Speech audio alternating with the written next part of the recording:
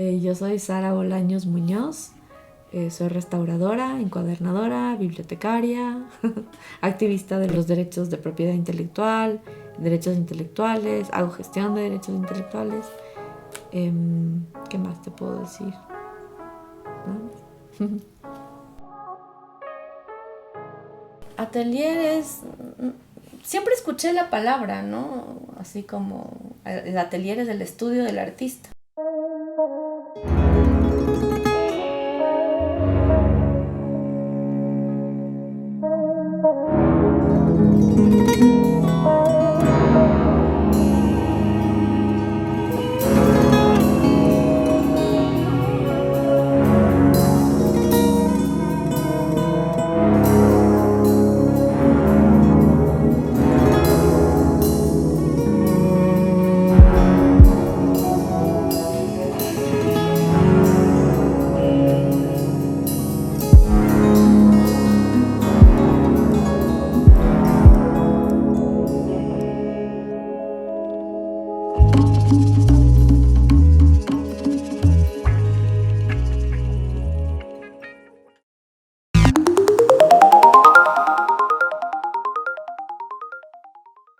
Estudié restauración y museología en la universidad y siempre, toda la vida me llamó la atención el mundo del libro. Y cuando en la universidad descubrí que podía restaurar libros, encuadernar libros, pues ya eso fue como lo máximo. Dije, ya, por ahí es. Eso quiero ser cuando sea grande. Y bueno, tuve que hacer una pausa larga en como en ese interés, porque claro, mientras uno estudia y va creciendo profesionalmente se encuentra como con muchos panoramas, ¿no? Y uno se abruma. Entonces lo primero que hice no fue dedicarme a esto, fue dedicarme a la restauración de obras de arte, pintura mural, trabajo en iglesias, imágenes religiosas. Le agarré como un poco de fastidio a eso. Dije, ¿y ahora qué quiero hacer? Me vinculé a otras carreras, otras profesiones, la gestión de bibliotecas, que estaba vinculada también con los libros y que me permitía como explorar otras cosas de la gestión cultural. Luego descubrí otras aficiones también que tenía como muy escondidas, como indagar sobre cosas jurídicas vinculadas al acceso a la información, a los derechos de autor. Generé ahí un activismo y bueno, todo se vincula al libro finalmente, ¿no? Un poco a la creación intelectual, a la materialización, a cómo se maneja eso. Y luego de cansarme de eso también, dije, bueno, o sea, ¿qué quiero hacer ya de mi vida adulta y a esta edad? Sí, quiero volver a la encuadernación. Entonces, nada, decidí montar un taller y ahora estoy dedicada al 100% a la encuadernación y eso me encanta. O sea, me siento así como ya en el top de quiero hacer esto cuando sea grande y ahora que estoy grande digo sí, lo estoy haciendo. El atelier huyó como un espacio de encuadernación apenas un año, o sea, casi un año. Pero yo siempre he tenido mi taller en casa. Solo que antes hacía carpintería, hacía restauración, hacía lo que se me ocurría, costura, o sea, siempre como que he vinculado todo lo que puedo hacer con mis manos y con el intelecto y la creatividad en mi espacio, en un espacio cercano. Pero no funcionaba como para sostenerme económicamente. Entonces, escuchando consejos, sobre todo de gente que también le gusta lo que yo hago, me decían, tienes que concentrarte en una sola cosa. Enfócate. Y yo, está bien. Ahí ya me decidí por la encuadernación. Dije, sí, la encuadernación está bien. O sea, mi abuela, yo crecí con mi abuela y pasaba mucho tiempo con ella. Ella era modista, era presidenta de la Asociación de Damas Modistas de Pichincha del Ecuador. Bueno, organizaba encuentros con sus colegas modistas, y organizaba paseos, miles de cosas. Era una mujer así como todo terreno, ¿no? También tenía una familia grande que atender.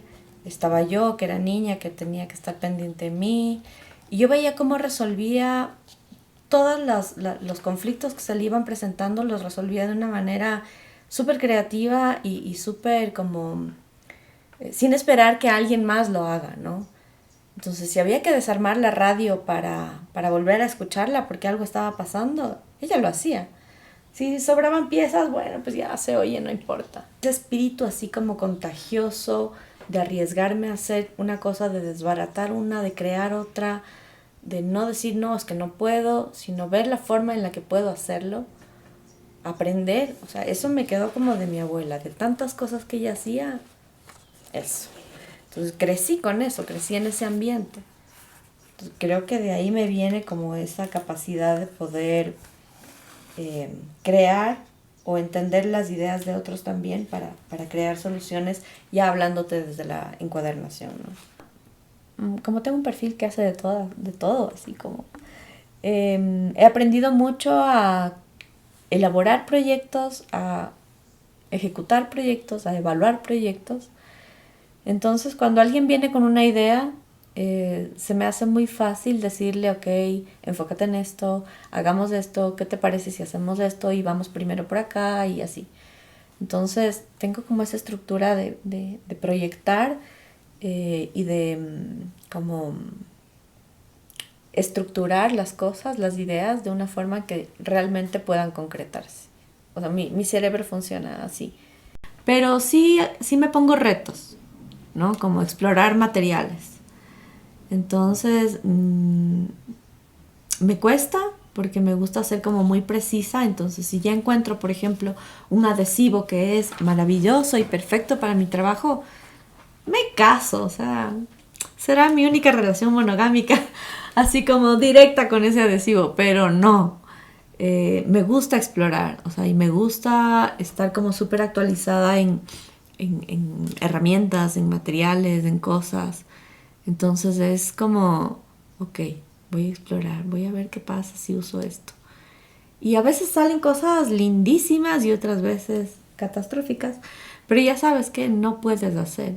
Entonces me gusta explorar porque eso también me da una ventaja el momento en el que estoy asesorando un proyecto. Cuando alguien me dice, quiero usar este papel y esta otra cosa y esto, y yo, no, eso no funciona. O sea, yo ya sé porque ya lo he explorado. Entonces no perdemos el tiempo ni gastamos recursos porque ya está. O sea, ya está validado. Ya, eso no se puede hacer por esto, por esto y por esto. Tengo un cuaderno en el que llevo como notas de esos experimentos que hago. Y claro, este adhesivo mancha el papel. O con este papel, este adhesivo se arruga más que con este otro. Cosas así. Que sí, ya sé cuál es el que funciona mejor, pero no siempre, depende de esa combinación de materiales y de elementos. Siempre que alguien, yo tengo una idea, quisiera hacer esto, ok, entonces primero esto, y hagámoslo. O sea, si plata nunca hay, entonces gestionar esa plata también es parte del proyecto. O sea, tal vez no con plata, tal vez auspicios, patrocinios, generar como intercambios, trueques.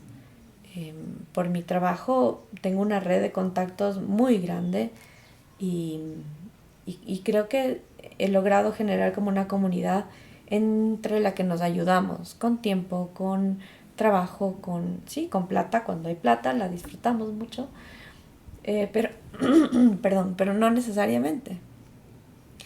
Entonces, la ventaja de que la gente venga a trabajar conmigo es esa, o sea, el tener una visión distinta, una estructura diferente para ejecutar su proyecto. Bueno, yo quise estudiar arte, pero las presiones familiares fueron como muy grandes.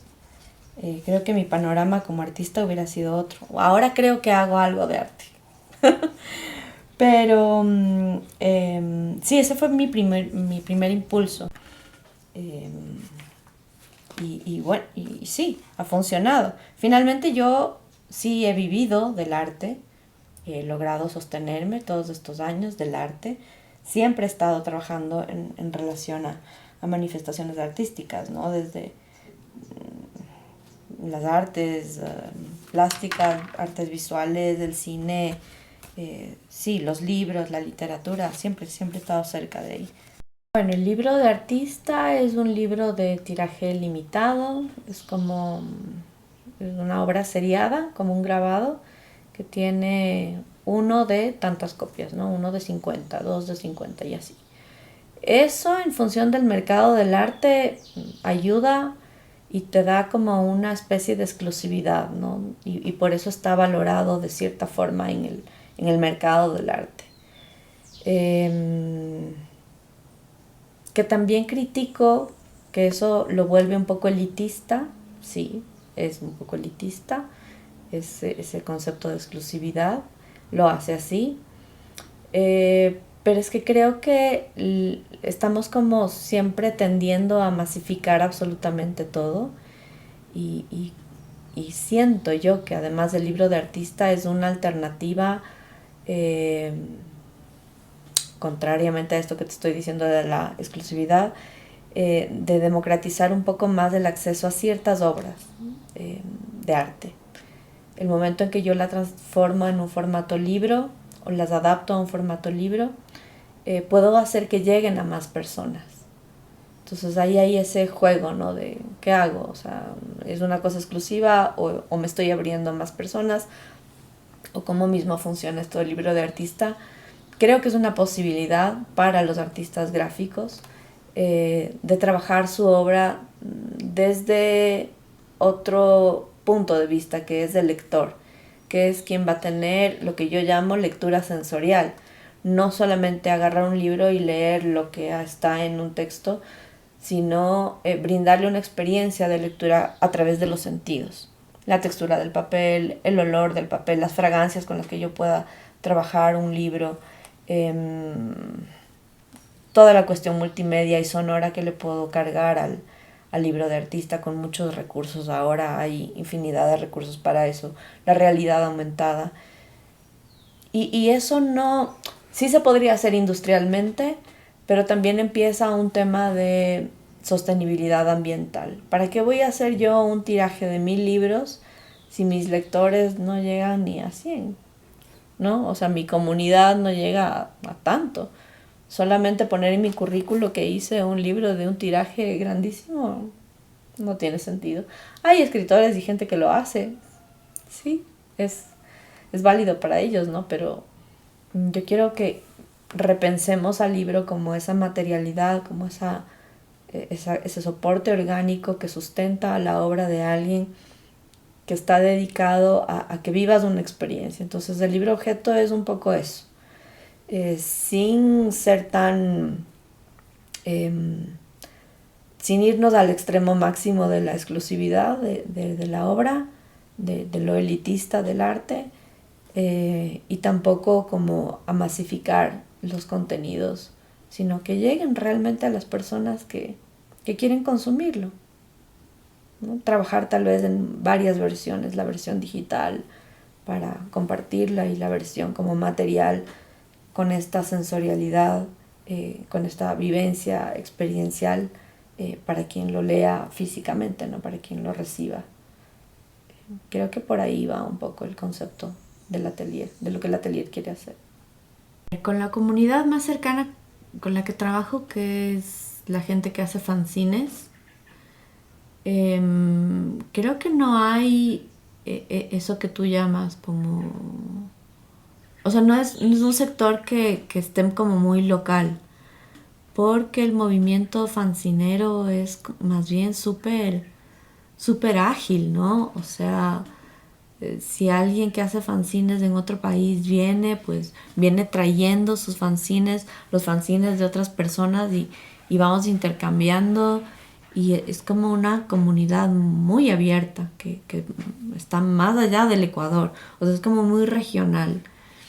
Entonces siento que eso no pasa en esa comunidad en específico, ¿no? Ahí ya hay una red tendida de contactos, amigos y gente que conocemos que hace que tu fanzine esté en la feria del libro de de Lima y en Buenos Aires y en México hay una red de contactos que hacen eso posible. En la comunidad de artistas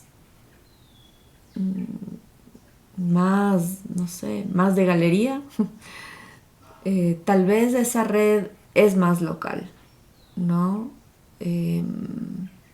Tal vez muchos no crean que puedan tener como una comunidad que salga de esas paredes de la galería. Algunos artistas todavía les cuesta pensar que pueden hacer un libro objeto o un libro de artista. Algunos piensan que eso puede ser positivo, otros piensan que no, que como artistas ellos no se pueden permitir eso. Hay de todo. Y bueno, yo estoy para trabajar con quien quiera trabajar. Finalmente hay una red, o sea, sí hay una red. En la última feria del libro estuvimos 13 artistas en un mismo stand. Artistas gráficos con fanzines, prints, o sea, muchos artilugios. Y vimos que funcionó un montón, porque eran dispositivos de lectura, los conceptualizamos de esa forma, ¿no? Sí, eran obras de arte metidas en una feria del libro, pero todos finalmente son dispositivos de lectura que buscan un lector, que alguien se los lleve a casa para disfrutarlos, ¿no? Entonces, transformar esa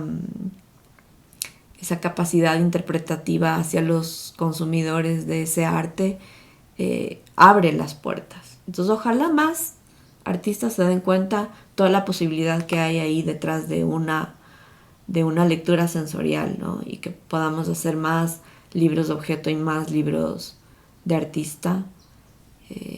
Yo creo que también hay una oportunidad en esas ferias de coleccionistas que están buscando otro tipo de formatos y no el formato tradicional de obra de arte, ¿no?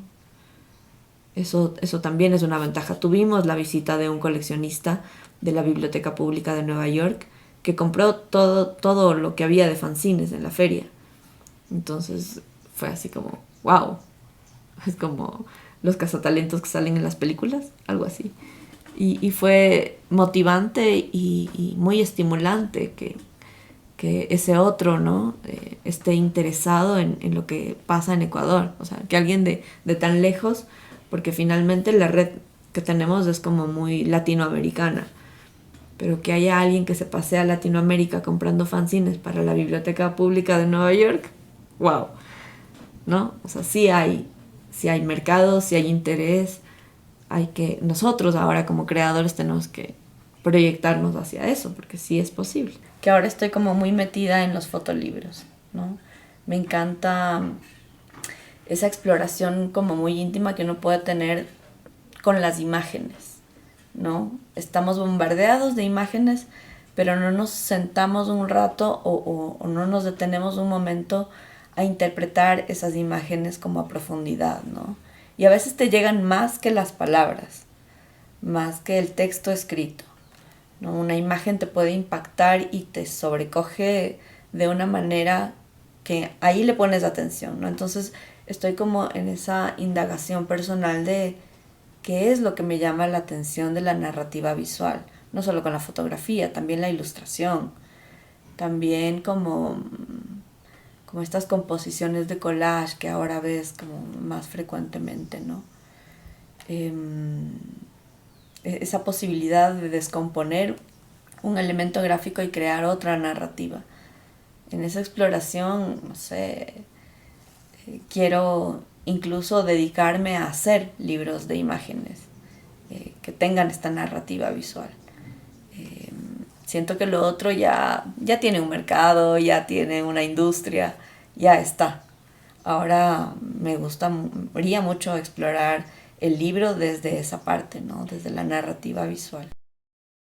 Siempre me molestó que en los libros de texto, por ejemplo, se menciona el hombre como diciendo la humanidad, ¿no? Entonces yo me acuerdo que tachaba claramente, una vez me sacaron de la biblioteca por tachar un libro que decía el hombre, y yo borrando, o sea, tachando y escribiendo el ser humano, ¿no?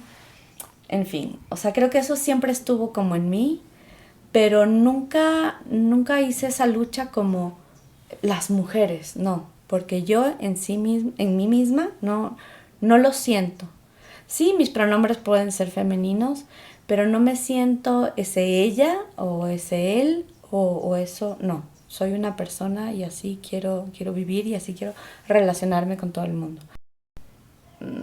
Hemos dejado que nos pasen por encima, pero no tengo esa idea de querer luchar como mujer para hacerlo diferente, no.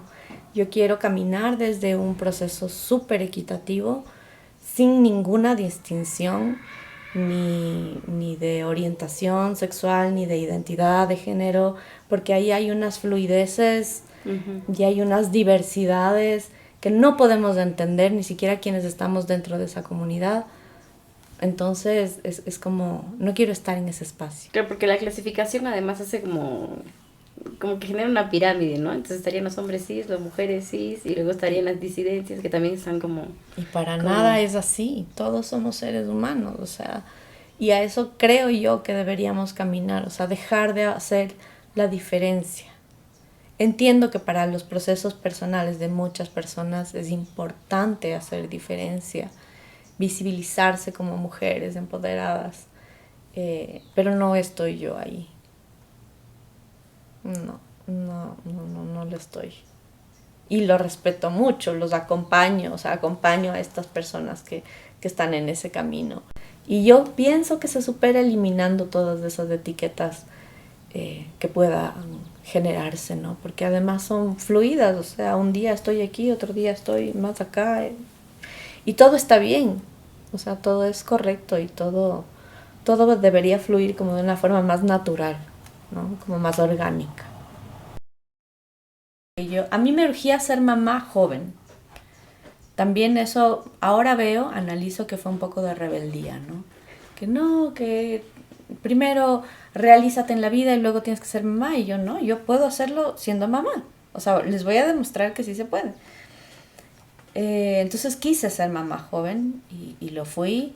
Y eso jamás fue un obstáculo con mi pareja, y en ese momento creo que logramos complementarnos muy bien para que él pudiera realizarse profesionalmente igual que yo.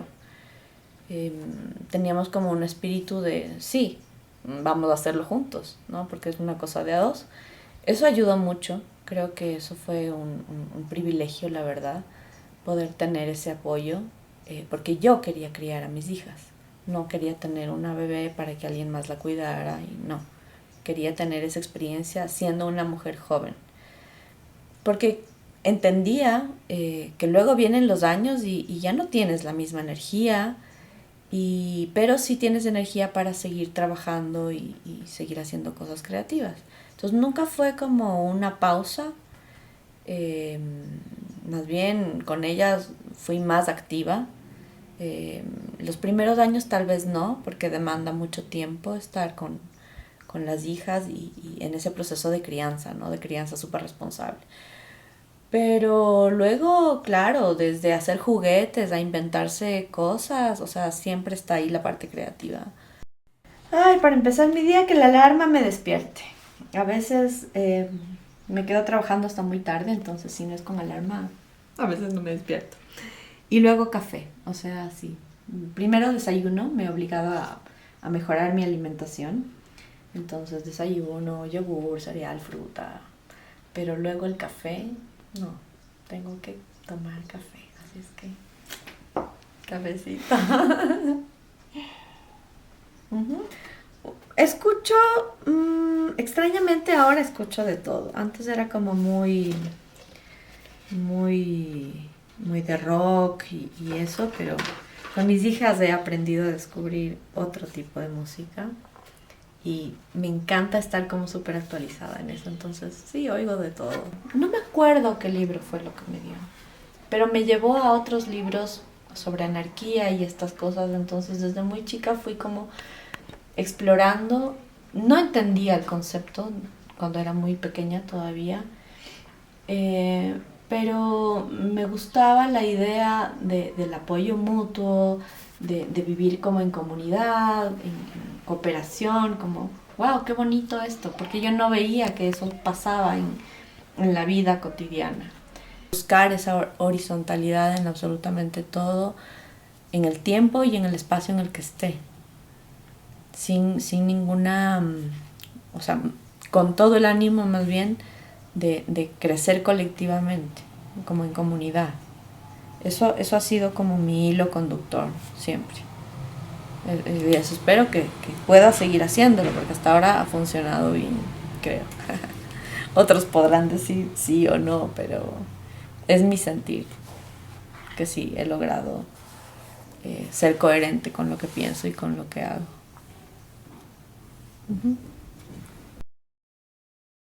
Entonces puse que hacía restauración y muchísima gente me escribía diciendo: tengo el recetario de mi abuela que acaba de morir, que quiero que me ayudes a restaurar. Y yo, wow, o sea, claro que sí. Tengo la escultura que mi abuelita no sé cuánto, mi tía, bueno, todas historias súper trágicas por detrás, porque involucraban como haber perdido a una persona querida en la pandemia, o sea, por el COVID. Y dije, la gente necesita esto como una terapia también. Porque, claro, la gente me entregaba el recetario en una funda, a la distancia, desde la entrada de la casa. Yo lo restauraba igual, bueno, se los entregaba. Como era un trueque, no había plata por medio, ¿no? O sea, me traían lo que podían, alimentos, cosas. Yo no podía cobrar por un trabajo de esos, que normalmente, o sea, en condiciones normales cuesta mucho. Aprendí a adaptar materiales y técnicas para trabajar con lo que tenía. Y eso me ayudó a enfocarme. O sea, fue como, esto es lo que la gente necesita. Fue mejor que haber hecho un estudio de mercado, porque estábamos todos encerrados, pasándola muy mal, pero sí había esta necesidad de activar las memorias familiares, ¿no? A través de esos libros. Había gente que me pedía hacer boceteros porque a su hija le gusta pintar y para que no esté pegada a la pantalla 24 horas, entonces hacíamos estos boceteros. O sea, cosas así tan sencillas que yo me di cuenta que sí, o sea, hacer algo relacionado con los libros, con la encuadernación va a funcionar. Entonces me ayudó un montón. Si no hubiera sido por la pandemia, yo hubiera seguido haciendo proyectos y gestionando proyectos para otros y nunca hubiera hecho el mío. Uh-huh. Como persona no terminas de conocerte, ¿quién mismo eres? Es la pregunta más compleja de responder. Entonces, para lanzarte a un negocio, a un emprendimiento, creo que uno tiene que saber al menos qué quiere, porque es muy difícil. O sea, son noches largas. Hay que ser como muy precisos. Si quieres montarte un emprendimiento, tiene que ser de algo que domines. Si me pongo una cafetería, tengo que dominar el tema del café o de cómo gestionar una cafetería. Tengo que aprender mucho, estudiar mucho, leer mucho, y probar. O sea, no queda de otra. Yo ahora que te digo, el atelier como cosa de encuadernación, como estudio de encuadernación, tiene 1 año y siento que va caminando. Las otras cosas no han ido caminando, ¿no? Pero si uno no prueba...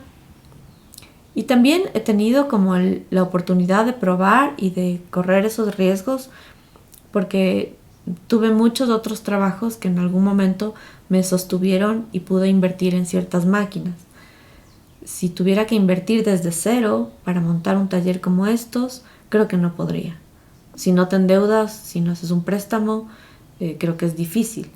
Entonces, durante casi toda mi carrera profesional fui comprando herramientas, equipos, hasta que ya cuando tenía casi todo, dije, ya, es momento. Entonces fue así se dio. No sé si ese modelo le funcione a alguien más, pero llega un día en el que tienes que decidirte.